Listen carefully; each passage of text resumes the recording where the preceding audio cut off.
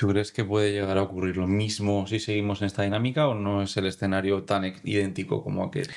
No es el mismo escenario por ese control que decíamos. Eh, y porque la banca ya vio lo que pasó. Yo creo que somos la única empresa que se dedica a vender áticos en toda España, única y exclusivamente. Y, y realmente, como yo había tenido relación y contacto durante 16 años con muchos agentes inmobiliarios, estuve viendo quién lo hacía bien, quién lo hacía mal, quién era honesto, quién no. Pero claro, es que montar un negocio cuesta dinero y mantenerlo cuesta dinero. Y si quieres hacer algo bien hecho, en donde tienes que gastar en publicidad, en redes sociales, en donde tienes que gastar en medios que te hagan ser conocido y luego por muchas otras cosas que la administración nos exige. Tendente a, bueno, asumir algún que otro riesgo, que la vida también tiene que ser así. Y las cosas al final no se pueden hacer desde el miedo, se tienen que hacer desde la confianza, el amor y desde la abundancia, no desde el raterío de, ay, no me atrevo. Porque luego al final, ¿sabéis qué pasa? Que el 99,9% de los pensamientos que tenemos. Bienvenidos a un nuevo podcast en Backtesting Room. Hoy tenemos un invitado muy especial. Tenemos a Curro Santa Creu. Ahora se presentará él mucho mejor. Tenemos un experto en banca, inversión inmobiliaria y visión de futuro. Así que os dejamos con él para que se presente y comentaremos temas muy interesantes. Bienvenido. Nada, muchas gracias. Encantado de estar aquí con vosotros. Bueno, cuéntanos un poquito tu trayectoria, así un poco de resumen y de ahí iremos entrando en materia. Eso es. Bueno, pues yo soy Curro, como has dicho, Curro Santa Creu. Hago dentro de 3 días 50 tacos. Así que habrá que celebrarlo. Muy bien, Bueno, nadie lo diría. Muy bien, nadie lo diría. Lo he dicho para esto, Siempre me han echado menos, es cierto.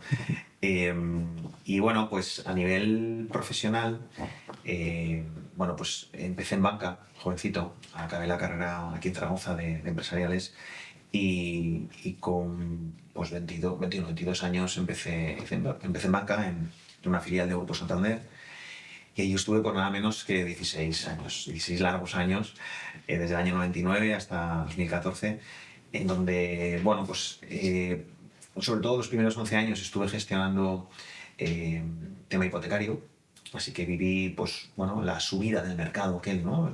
Del 99 al 2008, y luego desde 2008, también dentro de banca, en la misma entidad, pues hasta el 2014, esos últimos 5 o 6 años, estuve gestionando patrimonio bancario. Desgraciadamente, pues ese patrimonio que los bancos se tenían que quedar por ejecución de hipoteca y porque, bueno, pues había, lamentablemente, personas que no podían afrontar el pago, ¿no? Y bueno, pues fueron tiempos duros, complejos. El boom era todo muy guay, todo muy bien, estupendo, todo se vende y trabajabas relativamente a gusto. Es cierto que la presión de los bancos siempre es alta, ¿no? Siempre quieren más, siempre quieren más. Es algo que no concuerda conmigo. Pero luego es cierto que la presión social, evidentemente con mucha razón, ¿no? Porque los bancos no dieron al principio de la crisis respuesta a las demandas a nivel social. Entonces, pues desde 2008 estuve gestionando el patrimonio, como os decía, que se iba quedando la banca, y fue complejo por esa presión social lógica y entendible, porque al principio la banca no respondió en condiciones y porque luego al final estabas trabajando con personas que tenían problemas de pago o que incluso habían perdido su vivienda, ¿no? Y fue duro, sí. Y a partir de 2014, mi salida de banca, que vino un poco provocada también por esto, ¿no? Esa jerarquía tan empresarial, tan piramidal, tan compleja, y esa dureza del trabajo con personas pues, que estaban fastidiadas, por decirlo de alguna manera, pues hizo que yo saliera de banca y nada que ver, mucho mejor, nada que ver. Fue el detonante principal, ¿no? Sí, ese fue el detonante principal. Y Algo bueno, más pues moral, ¿no? Digamos, o más ético, que es... sí. A ver, claro, a partir de ese año yo decidí, claro, yo me había relacionado durante esos 16 años con inmobiliarias, porque mis clientes eran inmobiliarias, ¿no? Entonces yo decidí montar una agencia que se llama Entre Áticos, que sigue activa en Zaragoza, llevamos 11 años, que tenía bueno, pues por hilo conductor, digamos, la especialización, porque solo vendemos áticos aquí en Zaragoza. Yo creo que somos la única empresa que se dedica a vender áticos en toda España, única y exclusivamente. Y, y realmente, como yo había tenido relación y contacto durante 16 años con muchos agentes inmobiliarios, estuve viendo quién lo hacía bien, quién lo hacía mal, quién era honesto, quién no, quién realmente aportaba valor a los clientes que confiaban en él la venta de un inmueble, quién no aportaba valor, cómo se hacían bien las cosas y cómo no. Y decidí pues montar un negocio diferente, distinto. Ya no solo por la especialización, sino porque bueno, pues trabajamos bajo la base de un estricto código ético, siendo muy rectos a nivel de honestidad, diciendo, pensando y haciendo siempre lo mismo, poniendo toda la información encima de la mesa, entendiendo que un propietario que confía en ti, lo más valioso que tiene en términos económicos y muchas veces emocionales, que es un propietario cuando quiere vender, me refiero, pues es un proceso, el proceso de venta, un proceso complejo. La gente no vende un piso todos los días y la venta de un piso es algo que no es vender una bicicleta de segunda mano que ya no se usa, es algo que tiene connotaciones jurídicas, legales, fiscales, documentales, registrales y por lo tanto necesitas, como en todo, en casi todo, un profesional que conduzca ese proceso de venta, que lo dirija, que te diga cómo se hacen las cosas, que maximice el valor de venta de tu propiedad y que te dé seguridad jurídica, ¿no? Esto es muy importante. Entonces, cuando monté el negocio, pues lo tenía muy claro, de ver ejemplos que no había que seguir. Y ahí estamos, un equipo espectacular. Somos 4 personas. Teresa, Antonio, Fernando y yo mismo. Yo soy el más joven, además. O sea, he cogido gente veterana, con muchísimos años, con experiencia, con muchísimos años a nivel de trabajo inmobiliario. Y ya no son los años más o menos, que sí que aportan, sino sobre todo gente que sabe lo que tiene entre manos, que ha entendido y que tiene la misma manera de ver el negocio que yo cuando lo monté, a nivel de honestidad y de rectitud y de estar trabajando lo más importante que tiene una persona a nivel, como he dicho antes, en términos económicos y emocionales muchas veces, ¿no? Buena presentación inicial. Muy bien, para empezar. muy bien. A mí, bueno, antes está muy... O sea, me gustaría mucho escuchar sobre entre áticos, pero vamos a tirar un poquito para atrás y hay algo que me gustaría saber y es porque ha habido como muchas opiniones de cuando vino lo que es la burbuja hipotecaria tal, gente que dice que la culpa es de Estados Unidos, que pasó ya en Estados Unidos y eso se traslada aquí, como es todo, ¿no? Algo ocurre en Estados Unidos, pues sea una moda o sea una crisis y va a Europa. No fue así, el problema estuvo a nivel bancario, que hubo a nivel macroeconómico que hiciera que, pues, fallos a nivel bancario o presión social o, no sé, un poco a nivel económico. ¿Qué crees que es lo que ocurrió con la crisis de 2008 en adelante? Ujú. ¿Y qué fue lo que hizo mal la banca, estados, no sé, a nivel económico? Bueno, todo lo que ocurrió es complejo. Es mucho más fácil de analizar ahora que no en aquel momento, ¿no? Porque además faltaba información y el tiempo te da mucha visión. Pero yo suelo decir que cuando un avión se cae, no es por un motivo, es por muchos. ¿Mm? No solo es porque los flaps el piloto no los ha puesto bien, sino porque también hubo una alerta que no saltó y además también hubo alguien que no hizo el control que tenía que hacer. En 2008, bueno, 2008 fue el momento, pero mucho tiempo atrás se había ido gestando un mercado muy caliente, se había calentado, se estuvo calentando un mercado por muchos motivos. Una de las primeras cosas, yo os diría que, bueno, como la economía en general es cíclica, ahora estamos también, y luego hablaremos si queréis de esto, estamos en un ciclo alcista a nivel de demanda y de precio. En aquel momento pasó. Aumento de demanda, aumento de precio, aumento de población activa importantísima, una entrada de extranjeros muy grande, eh, que hizo que de alguna manera esa bajada de la oferta que hubo, aumento de la demanda, entrada de población activa, creación nueva de hogares y datos macroeconómicos a nivel de buena situación de paro, crecimiento de empleo y tal, hizo que, bueno, que fuera muy interesante por el aumento de precios que todo esto derivó, en lo que todo esto derivó, pues vender una vivienda porque los precios estaban subiendo, quien la compraba era, bueno, pues las personas de menor capacidad económica, gente joven, gente que venía de fuera, para que esas personas que habían vendido compraran otra. Es decir, el mercado se calentó a nivel de demanda muchísimo. Esto es normal, son ciclos, ¿no? Pero luego sí es cierto, efectivamente, que no hubo un control como tendría que haber de Banco de España. No hubo, es decir, iba a hablar de los bancos ahora. Los bancos entraron en una dinámica de competencias brutal, en donde entre ellos luchaban para ver quién hacía más, porque hipotecas, me refiero, las hipotecas eran y son un negocio fundamental para la banca, porque la bajada de márgenes en los bancos se tenía que ver compensada con la venta de productos cruzados que se conseguían a través de las hipotecas, igual que ahora. Es decir, tú contratas una hipoteca y te bonifican la hipoteca si firmas el seguro de hogar, el seguro de vida, el plan de pensiones, etc. Ahí es donde saca el negocio la banca, sin entrar si es mejor o peor. Entonces, ¿qué ocurre? Que la hipoteca siempre ha sido un negocio súper interesante para la banca, sobre todo cuando empezaron los márgenes a estrecharse en la banca, ¿no? Por la competencia. Entonces, ahí hubo, pues eso, falta de control sobre las tasadoras. Falta de control sobre los bancos, exceso de demanda y poca oferta, aumento de precios.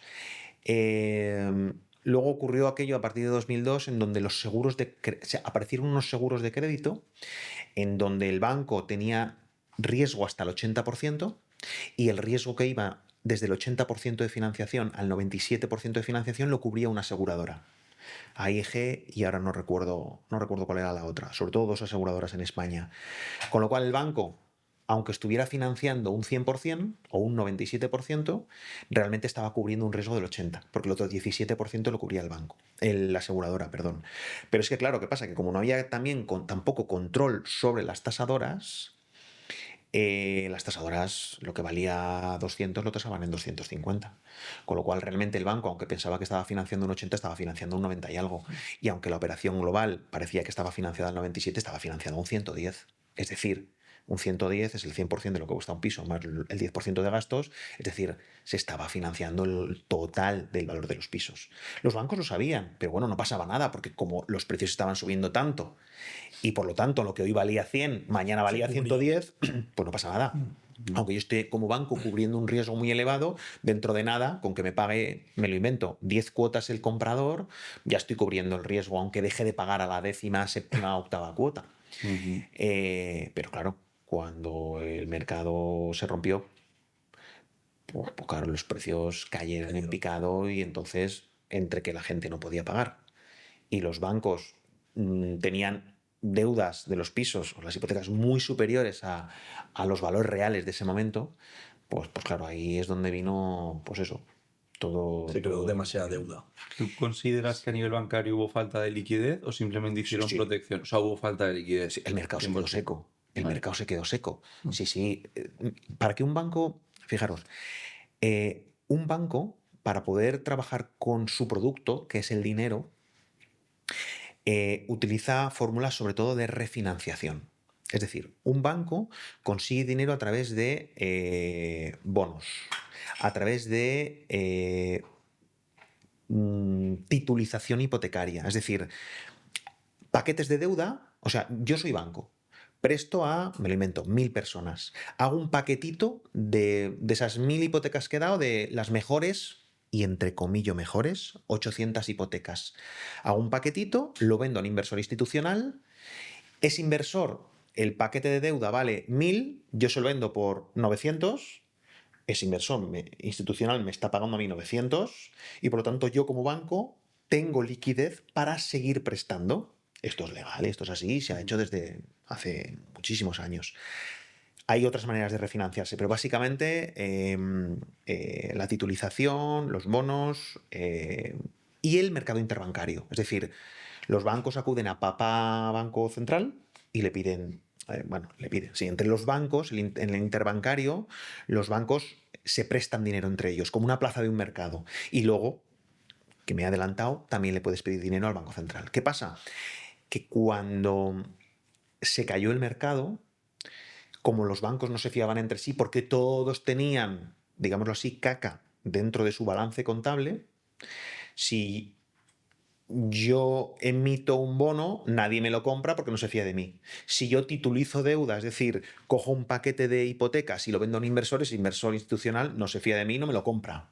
Si yo voy al mercado interbancario a que el banco A o el C o el D me preste tanto dinero a un día, a 3 días o a los días que sea, tampoco se fían de mí, porque ellos saben lo que tienen en su balance y se imaginan lo que tengo yo en el mío.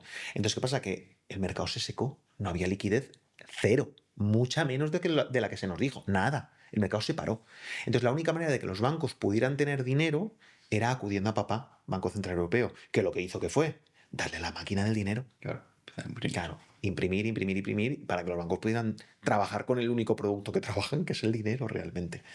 Entonces, una situación súper mega compleja que, bueno, pues hay unas causas múltiples, que he nombrado alguna, una falta de control brutal, brutal, que ahora está más sí que hay más falta, aunque, bueno, ya hablaremos si queréis, pero yo estoy empezando a notar ciertas cosas que me recuerdan. Podemos recuerdan entrar aquella ahí. época, Vamos a me entrar recuerdan. ya ahí. Porque crees que estás viendo cosas que igual se pueden asemejar a lo que tú viviste. Y luego también, claro, yo esos años no tengo ni idea, era un crío. A nivel ley de suelo, el hecho de que se construya más horizontalmente que verticalmente, ¿crees que pueda haber algo también sobre el precio, oferta y demanda? Porque claro, sobre eso no pusieron remedio a regularizar Sí, todo eso. sí, bueno, es decir, Regularizar en parte, ¿no? el Banco de España sí que emitió una serie de consideraciones que, aunque digamos que no son de obligatorio cumplimiento, sí que los bancos las han cumplido, ¿no? Em, Hago aquí un pequeño paréntesis. Las agencias de rating, que son las que calificaban esas titulizaciones, calificaban todo como AAA cuando no era AAA. Entonces, se controló un poco a esas agencias para que realmente, si calificaban algo como AAA, es que lo fuera, tuviera calidad. Es cierto que se controlaron más a las tasadoras, ¿vale? Para que realmente tasaran lo que valían las cosas. Es cierto que los bancos le vieron muy claramente las orejas al lobo y empezaron a financiar no ya al 97% porque los seguros de crédito desaparecieron del mercado, sino que empezaron a financiar, bueno, iba a decir al 80%, incluso menos. El año 2010, 2011, etcétera, conseguir una financiación al 75-80% no era fácil. Sí que había ahí un límite más o menos en el 80% que se ha mantenido hasta casi ahora ya lo hemos pasado, y ahí mi comentario. Y sí que hubo, a tu pregunta, un mayor control que sigue estando encima de la mesa. Pero a lo que yo me refería es que yo ya en nuestro día a día inmobiliario veo clientes que nos compran que hace 3 años los bancos no los hubieran financiado y ahora sí les están financiando. Y estás viendo ya un señor que tiene 2 hipotecas para pisos de inversión en donde le financiaron el 100% con la tasación sobre para arriba, y ahora se está comprando una vivienda habitual también al 90%. Dices, Se está wow, relajando es otra la vez. tercera. Se está relajando la concesión de préstamos, sí, sí, sí. De hecho, el último dato, lo miraba esta mañana, de loan to value, o sea, porcentaje de financiación, y es un dato público, es de más del 87%, cuando la recomendación es de un 80%. Entonces, con esto no quiero poner alarmas porque hay muchas otras cosas súper positivas en el mercado hipotecario actual, ¿eh? Que nada tienen que ver con el momento de 2005, 2006, 2007. Pero sí que es cierto que se aprecia, ya no solo en los números, sino en el día a día, cómo los bancos han relajado, han ido relajando conforme la hipoteca ha ido siendo más interesante, ha ido relajando la concesión y los criterios para conceder. Es decir, hace unos años pasar del 30% de tasa de esfuerzo, de porcentaje de ratio de endeudamiento, no era viable. Ahora ya vemos hipotecas al 35, 37, casi 40% de ratio de endeudamiento. Pasar del 80% de financiación no era muy... Ahora ya estamos viendo 90, 95, con relativa facilidad. Ahora también se ve que hay mucha más construcción como pasó en esos años. Ahora yo ahora veo que hay muchos más. Por Zaragoza hay mucha construcción de edificios nuevos. Sí, eso sí, sí, pero bueno, eso es otra historia, ¿no? Digamos que hay mucha demanda de vivienda, pero la demanda de obra nueva, al hilo de lo que dices de la construcción, es sobre todo mucho mayor, es mayor que la de segunda mano. Lo que pasa es que la demanda, no me refiero a los datos reales, porque ahora mismo la segunda mano es el 80% del mercado y la obra nueva es el 20%, en términos redondos, ¿eh? Pero es cierto que hay un porcentaje muy grande de la gente que desea antes obra nueva que segunda mano. Claro. Pero Pero también creo que tiene que ver por tema de precios, porque también igual te vas a comprar ahora un piso de segunda mano y tienes que meterle reforma en la mayoría de las ocasiones. bueno, en muchas, En sí, muchas. en muchas. Lo que pasa es que eso debería reflejarse en el precio de venta. Claro, claro, eso. Pero ¿qué pasa? Claro, es que esto es complejo, ¿eh? Y nos hemos ido de un sitio a otro, pero a ver, el tema es que la obra nueva ha subido mucho de precio por el aumento del precio de los materiales, por el aumento del cemento, del hormigón, que ha subido mucho de precio, por el aumento de la mano de obra, por el aumento del salario mínimo interprofesional. Es decir, ha subido mucho la mano de obra. Y por supuesto ha subido el suelo. Y como la demanda de obra nueva es muy alta, pues los promotores han podido permitirse el vender más caro. Y también es cierto que las calidades constructivas de hoy en día nada tienen que ver con las del boom, son mucho mejores, porque el código técnico cambió y hace que a nivel térmico las viviendas sean mucho más eficientes. Entonces, las viviendas son mejores. Pero sí que han ido experimentando un aumento, las de obra nueva han ido experimentando un aumento de precios muy importante. Y eso ha tirado también del precio de las viviendas de segunda mano al alza, ¿no? Y como a nivel macroeconómico, aquí tengo todos los datos, pues España va bien, como se decía, ¿no? Y Zaragoza concretamente, pues también, pues bueno, pues eso da pie a que el mercado esté caliente, por así decirlo, con aumentos de demanda importantes y aumentos de precio. El precio siempre viene después de la demanda, pero aumentos de precio que se están notando ya. Sí, sí, claramente. Subidas de precio tanto en obra nueva como en segunda mano, sí. ¿Tú crees que puede llegar a ocurrir lo mismo si seguimos en esta dinámica o no es el escenario tan idéntico como aquel? A tu experiencia, o sea, lo que tú opinas, opinión personal. No, no es el mismo escenario. No es el mismo escenario por ese control que decíamos. Eh, y porque la banca ya vio lo que pasó y cómo tuvo que entrar papá Estado para salvar a la banca. De hecho, sigue existiendo la Sareb, el banco malo que se llamó, y sigue existiendo patrimonio bancario de aquel entonces. O sea, los bancos tienen patrimonio de hace 20 años todavía, sin vender. O sea, los hay. Entonces, el mismo escenario no es, no hay que ser alarmante porque no es eso, pero sí insistir en esa idea en la que yo he reflejado antes, que es la de yo sí veo un mercado similar, por ejemplo, o parecido al que había en 2002, 2003. Sí. Es cierto que hasta 2007, 2008 en Zaragoza incluso, por el tema de la Expo, el mercado aguantó. Pero sí que le veo cierto parecido, nada que ver con 2008 ni 2007, pero sí a 2002, por ejemplo. Sí. Tendencial. Claro, bueno, esa relajación de las tasadoras, que yo ya lo estoy viendo, esa relajación de los bancos, que ya la estoy viendo. El tema del seguro bancario, los seguros de crédito, perdón, que las hacían entidades privadas, entraron en 2002. Pero es que ahora es papá Estado el que va a hacer de avalista entre el 80 y el 100. O sea, es que tela, ¿eh? O sea, yo creo que no se acuerdan los políticos lo que pasó por los seguros de crédito. Y ahora resulta que es el propio Estado el que, no quiero decir gobierno, porque al final somos unos, nosotros me da igual de qué color, pero al final somos entre todos los que vamos a dar... Que queda muy feo, porque no, hombre, pero es que la gente joven tiene derecho a vivienda, por supuesto, solo faltaría. Pero quizá ahí la solución sería más vivienda pública. Por ejemplo. Más vivienda pública. Entonces, claro, tuvimos hace poco, estuve en Aragón Radio y estaba la consejera de vivienda. Y claro, no recuerdo la cifra, pero habló del número de viviendas públicas que se están haciendo en Aragón ahora. Y si comparas esa oferta de vivienda pública con la demanda, es irrisorio, es de risa, no es nada. Y encima la están empezando a hacer ahora. Y la vivienda tarda en hacerse 2-3 años, 2 años y pico. Entonces, esa demanda pública, esa oferta pública, pues es tan pequeñita que no soluciona el problema de demanda que hay ahora mismo. El problema de baja oferta y alta demanda, por así decirlo. Vale. Muy bien. Ok, pues yo creo que ahora vamos a entrar, hemos tocado bastante, yo creo que el temita de la banca, de la crisis, y ahora vamos a entrar en esa transición que hubo para llegar a Entreáticos y cómo derivó todo lo de la banca a crear entre Es la áticos. marca, ¿no? Eso es la marca, Sí. la marca. Que es muy curioso que lo que has comentado, que al final estáis especializados en áticos, Sí. ¿no? No estáis especializados en pisos genéricos, Eso sino es. solo en áticos. ¿Por qué de especializarte en áticos y no en bajos o en chalets o en pisos normales? Sí. Bueno, la especialización o el acudir a un micronicho es algo que, aunque te limita tu universo de mercado, mi universo de mercado es el 2,5% en Zaragoza, es el 2,5% del universo total, porque solo el 2,5%, 2,3% son áticos, lo demás no.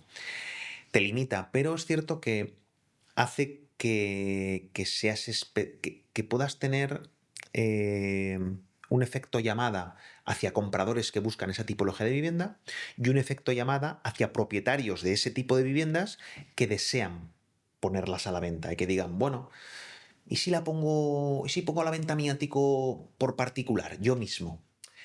Y cuando se dan cuenta de que, como os decía antes, vender una propiedad no es vender una bicicleta de segunda mano que ya no se usa, cuando se dan cuenta de que hay que garantizar la seguridad jurídica del proceso, cuando se dan cuenta de que para obtener, no para vender, no para que alguien levante la mano y diga quiero comprar, sino que para realmente obtener a alguien que tenga capacidad de compra a nivel económico y además pague lo máximo, hay que hacer una buena publicidad de tu producto, de tu inmueble. Hay que hacer un buen impacto visual con fotografía, con vídeo profesional, con trabajo de home staging, con un diseño, una estrategia de marketing.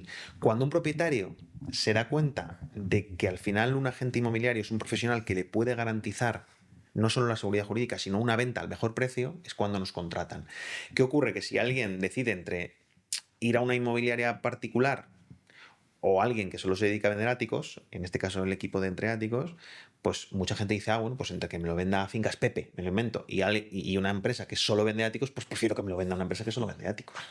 Aparte que es cierto que muchos áticos tienen ciertas circunstancias registrales que no coinciden con las circunstancias físicas. Excesos de superficie, terrazas no inscritas, que bueno, hace que nosotros como profesionales en esto pues podamos solucionar esa circunstancia registral que haga que el comprador compre con seguridad jurídica y el vendedor también lo haga a la hora de venta, ¿no?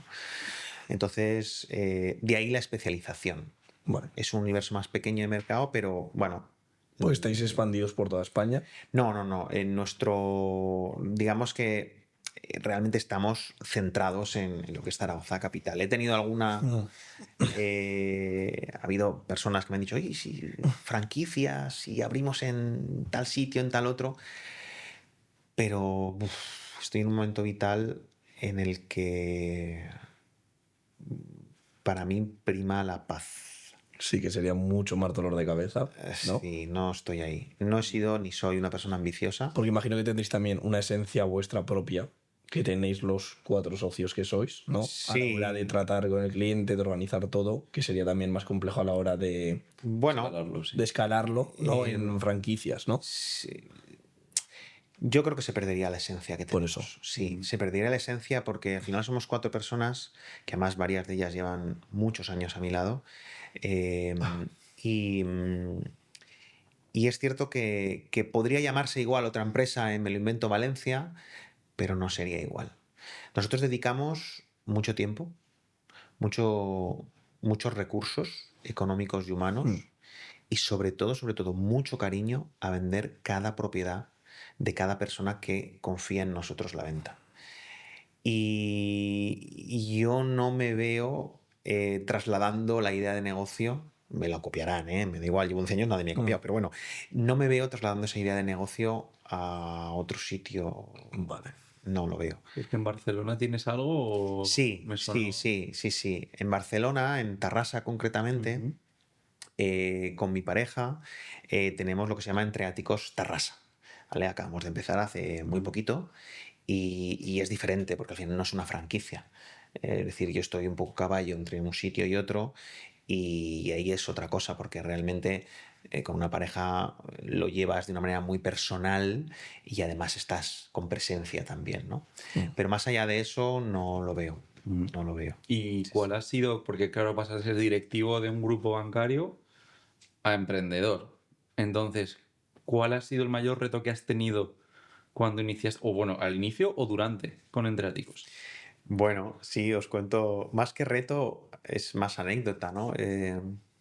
Claro, cuando uno se ha asalariado 16 años, y yo trabajé antes en Caja de Ahorros de la Inmaculada, en CAI, un poco de tiempo, muy poquito, pues bueno, tú sabes lo que entra en tu cuenta, lo que dura y lo que sale. Cuando empiezas como empresario, pues tienes la conciencia de asalariado, ¿no? Entonces, de repente ves que han entrado, me lo invento, 15.000 euros y dices, wow, ¿cómo no he empezado antes con esto? Si se gana mucho más dinero. Y ves que al mes siguiente no es que no hayan entrado 15.000, es que han salido 17.000. Y entonces dices, pero espera, ¿qué he hecho? ¿Qué ha pasado? Sí, porque claro, tienes la cabeza en la estabilidad económica que te da, pues bueno, pues una empresa, ¿no? Y entonces dices, wow, ¿algo he hecho mal? No, es que iba a decir que te tienes que acostumbrar a los altos y bajos. No, bueno, más que acostumbrarte tienes que evitar esos picos de sierra. Pero cuando uno empieza un negocio es muy habitual tener esos picos de sierra que te hacen explotar la cabeza porque dices, pero ¿cómo puede ser? Si ahora... Pero claro, es que montar un negocio cuesta dinero y mantenerlo cuesta dinero. Y si quieres hacer algo bien hecho, en donde tienes que gastar en publicidad, en redes sociales, en donde tienes que gastar en medios que te hagan ser conocido y luego pues muchas otras cosas que la administración nos exige como empresarios, ¿no? Porque esto es una locura, ¿no? España... Y sobre todo a los pequeños es que nos tienen martirizados. Sí.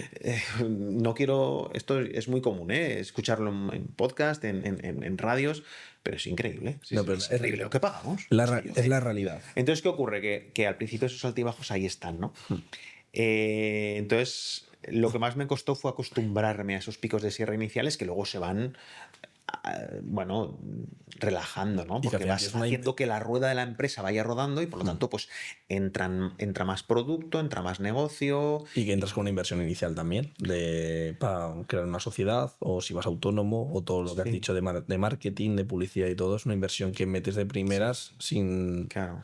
saber si te va a venir algo o no. Claro, eso es lo más duro, ¿no? Ese cambio de asalariado a autónomo. Y bueno, luego es cierto que yo tuve la enorme suerte, ya lo he nombrado, de rodearme con un equipo fabuloso que va solo, que tiene los mismos valores que yo he conseguido tener. Porque cuando uno está en banca es difícil, tener valores rectos. Y queda feo, ¿eh? Pero Porque la idea principal es tuya, fue sí, el sí, sí, grupo, sí. o No, se fueron yo empecé uniendo. solo. Es que de hecho empecé solo. ¿Empezaste solo? Sí. Vale, vale. Yo empecé solo, creé la marca. Como vivía entonces, cuando salí de banca, vivía en un ático, después también, pues, ¿y por qué no la especialización? ¿Por qué no llevar solo este tipo de producto? Y entonces empecé yo solo, estuve año y medio, y ahí es cuando empezó Fernando, luego Teresa, que continuaron en el equipo, y fue esa idea. Y ellos, de alguna manera, pues ya cuando llegaron, ya vieron esa especialización, y la idea fue, pues bueno, hacerles ver cuál era la idea de negocio que yo tenía, ya no solo a nivel de especialización, sino de código ético, sinceridad, honestidad, toda la información encima de la mesa, Vale. para realmente conducir procesos de venta de manera muy sensata, muy honestota, muy honesta. Vale. Sí, esa fue. Porque, ¿cuál ha sido, por así decirlo, dentro, porque al final lo que has dicho es una sierra que tiene altos y bajos, cuál ha sido así el proyecto que has dicho, este proyecto me gusta y encima es un proyecto jugoso para poder trabajar? Bueno, a ver, es cierto que a nosotros nos contratan propietarios particulares de vivienda que viven en un ático y que quieren venderlo porque quieren, no sé, si son mayores, igual irse al centro porque se les ha quedado grande. Si se separan, pues porque se separan y tienen que partir peras. Si uno ha fallecido, pues porque pues a lo mejor no sostienen el estar en la misma propiedad, o han mejorado o se trasladan, o han mejorado su situación económica y quieren pasar a un chalet. Entonces realmente nuestros, como has dicho, proyectos suelen ser viviendas individuales de una persona que posee un ático y que llega un momento en que quiere venderlo, se da cuenta de que hay una empresa de que solo vende áticos y dice, wow, pues casi prefiero que me lo lleven ellos. Si es cierto que hemos tenido en alguna ocasión, además recientemente, concretamente tuvimos un fondo de inversión al que le quedaban por vender 16 áticos aquí en Zaragoza. Y entonces pues vieron la marca y nos llamaron.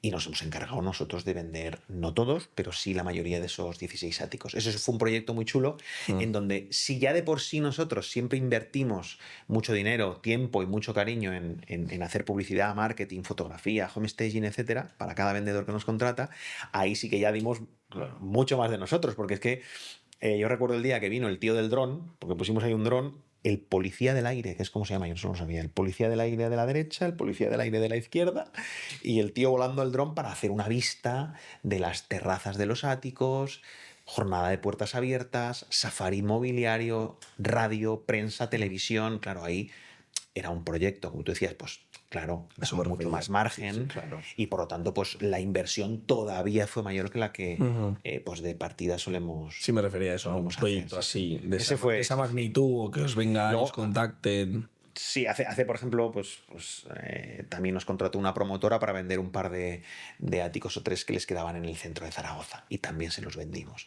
Pero en general, el grueso de las personas para las que trabajamos son particulares que tienen un ático, viven en él y por diferentes circunstancias lo quieren vender. ¿Ha habido alguno que se os ha resistido, que digas, este ático se me ha cruzado, no ha habido manera de... por lo que sea? A ver, la tasa de transformación que nosotros tenemos desde que un propietario nos contrata para vender su ático hasta que realmente lo vendemos, o sea, bueno, no hasta que realmente lo vendemos, sino la tasa de transformación, es decir, si lo vendemos o no, es del 99%. O sea, ¿por qué? Porque no nos dedicamos a hacer 4 fotos y subirlas a Idealista. Porque eso lo puede hacer el propietario gratis. Para eso no nos necesita. Eso no es aportarle valor a un producto ni a un propietario.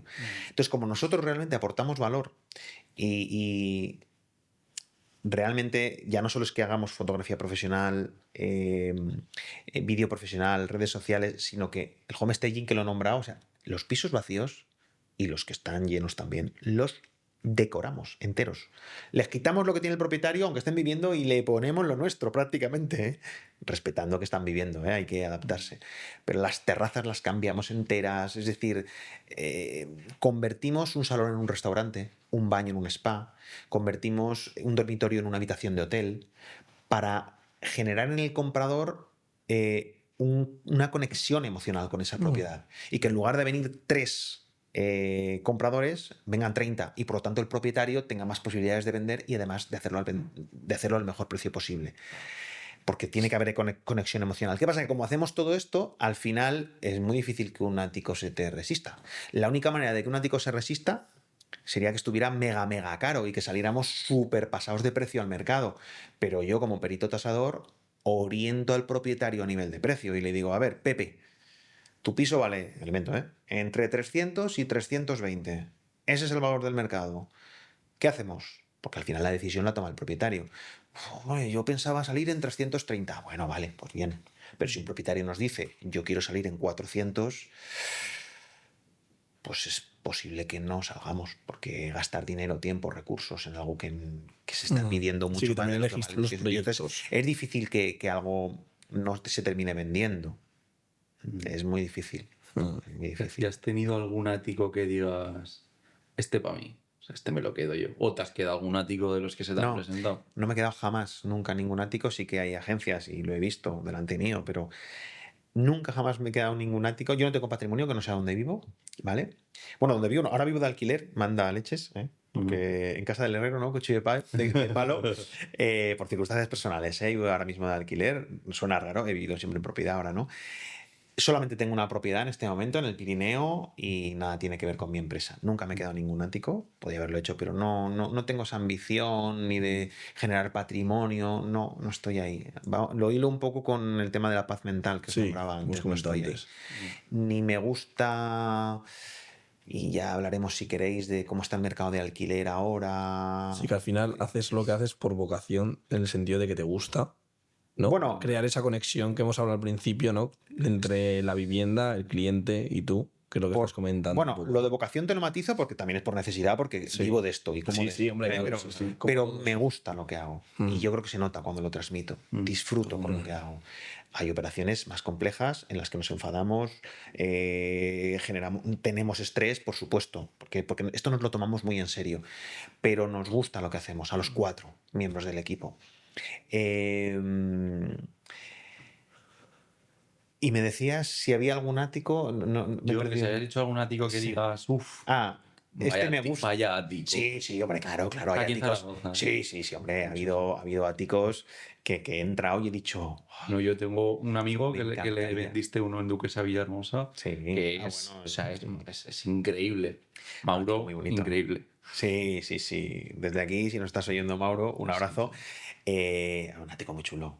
Muy chulo, muy bonito. Ahí es donde hicimos el dron, y todo. Sí, fue ahí. Claro, ha habido áticos en los que entras. Yo recuerdo uno que le llamábamos, siempre le hemos llamado así, el aticazo.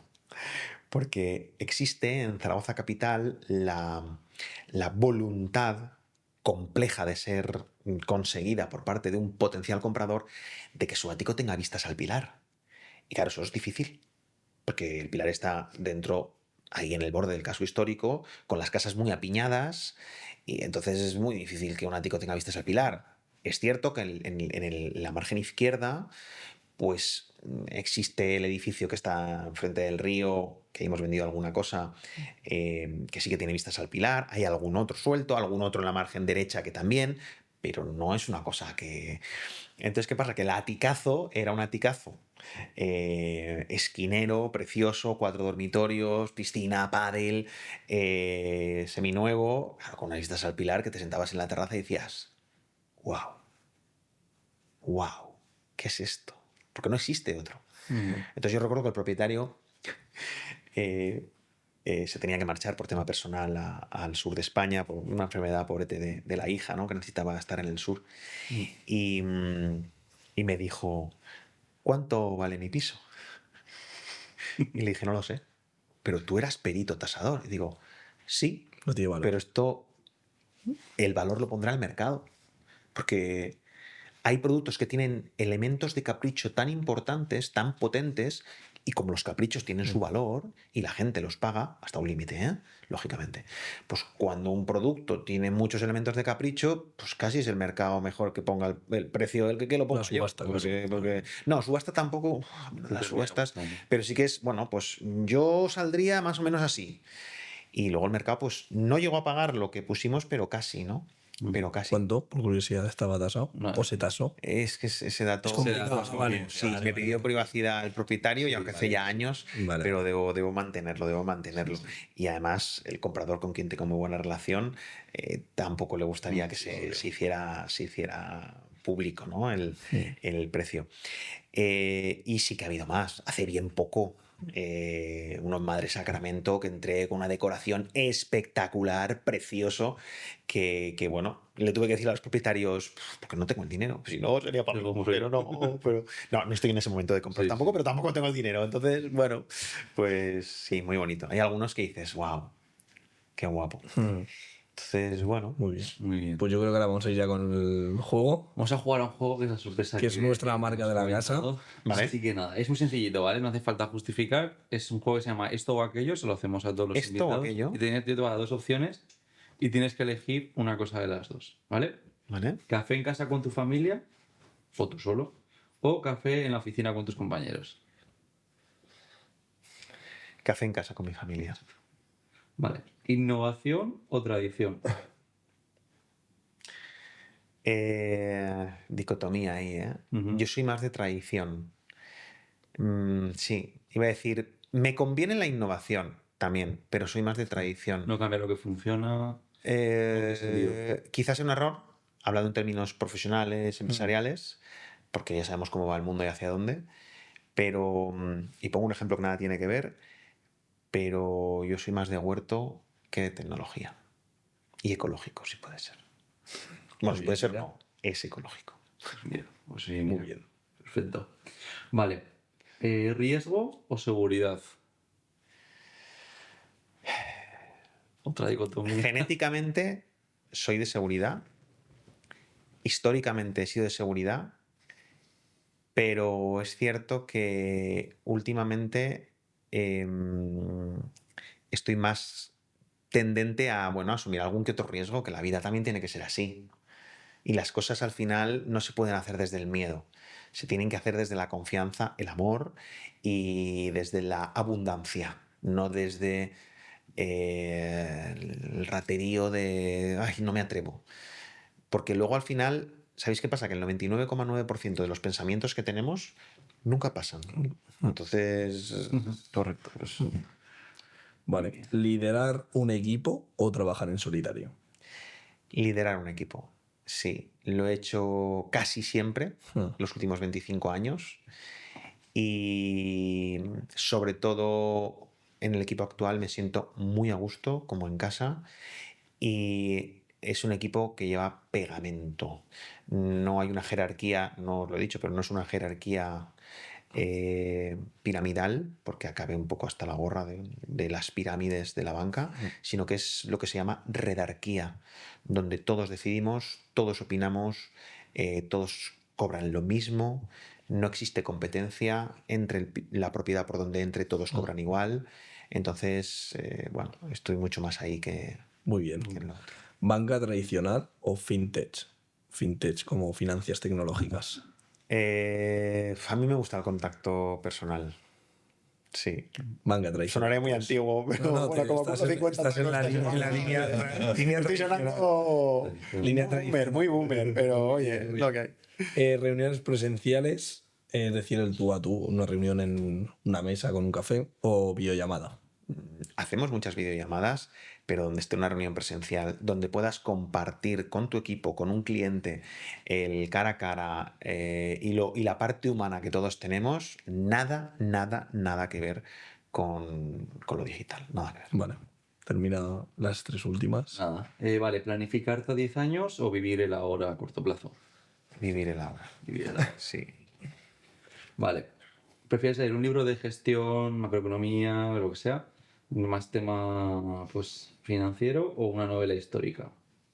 La histórica, sin lugar a dudas. Sin lugar a dudas. Sin lugar a dudas. Sí, sí. ¿Y prefieres ahorro constante o hacer una inversión estratégica a nivel negocio? Es decir, guardar tal, por si acaso, o ya, inversión estratégica es que tengo que meterlo ahora. Ahora mismo no estoy en un momento vital, como os decía, de hacer inversiones. No, ni las he hecho nunca, ¿eh? Realmente. Y tampoco estoy en el momento de ahorrar. Lo que entra, lo disfruto. Muy bien. Muy Y bien. la última, y marca de la casa. Sí. ¿Quién prefiere de presidente? ¿Pedro Sánchez o Warren Buffett? En las condiciones actuales estamos hablando. Sí. Warren Buffett no. Sí. Entonces, Claro, pues es una opción. Blanco negro, pues tendría que ser. Lo que pasa que. Ojo de segunda. ¿Sabéis qué pasa? Y no hablo de colores. No, esto no es. no, es, tiene que ver. es- No hablo de colores, ya, pero es el juego. creo tampoco en la política. Creo tampoco en cómo nos maneja los poderes fácticos que realmente hay detrás. En ese sentido, igual choca un poco con lo tradicional que me habéis visto, pero es que la política tela, ¿eh? Tela, la administración del poder, las luchas de poder, es tremendo. Si tengo que elegir entre uno y otro, me voy hacia Pedro Sánchez. Pues, Pero Segundo. pues nos vamos a cenar. Sí. Por eso que no los dos. En el anterior podcast, no, en el anterior dije que quien dijera Pedro Sánchez no me lo llevaba a cenar. ya, pero Así que no me habéis dado más que dos opciones. Pues claro, son dos opciones, son dos opciones. nos vamos a cenar tú y yo. Tenéis una cena pendiente, pues. Bueno, y para finalizar, ¿quieres dar algún mensaje, tanto para todos los que nos están escuchando, que has hablado tanto de banca como de inversión a nivel de tu propio proyecto? ¿Quieres hablar, hacer un pequeño resumen ahí en 30 segundos de tu marca en sí? ¿Qué le dirías a la gente a la hora de emprender, de buscarse un piso? ¿Cómo Bueno, tú puedes ayudar? Pues fíjate, si tuviera que dirigirme ahora a aquellos propietarios que tuvieran un ático, les diría que si tienen un ático y lo quieren vender, tienen que conocernos. ¿Cómo sería a cámara? Como hemos practicado al Como la principio. cámara, pues decía, si tienes un ático y lo quieres vender, tienes que conocernos. Eso es, así, Muy bien, así. muy bien. Esa es la... ¿Por qué? Porque profesionales en el sector hay muchos, pero que le dediquen el amor, la cercanía, los recursos, la dedicación y que vean al propietario como un ser humano, y esto es muy importante, que tiene un proceso vital por delante complejo, lleno de estrés y en el que se necesita seguridad jurídica, como os he dicho, profesionales que realmente vean todo eso y que además sigan un código ético y estén preparados técnica y humanamente para hacerlo, hay muy pocos. Y estoy hablando de mi libro y no tengo abuela y todo lo que queráis, pero es verdad que llevo 27 años en este sector, entre banca y tema inmobiliario, y hay profesionales, pero no hay muchos que puedan llevar realmente esas palabras en mayúsculas Muy bien. escritas.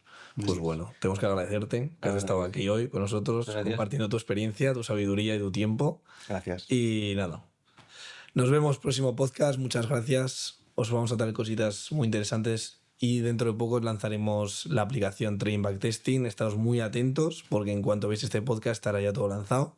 Y nada, muchas gracias, Curro. Gracias Nos a vemos vosotros. en otra y cualquier ático que queráis, hablar con el jefe. Un placer. Chao, chao. Gracias.